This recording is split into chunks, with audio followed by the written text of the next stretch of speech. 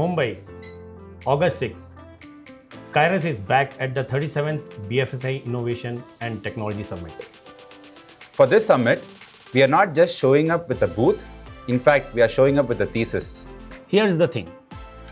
BFSI digital landscapes are growing more complex every single quarter. Core banking upgrades, third-party API ecosystem, AI-powered agents, handling disputes, loan servicing, policy support. And the real question isn't how fast you can deploy these systems. It is, can you actually trust them?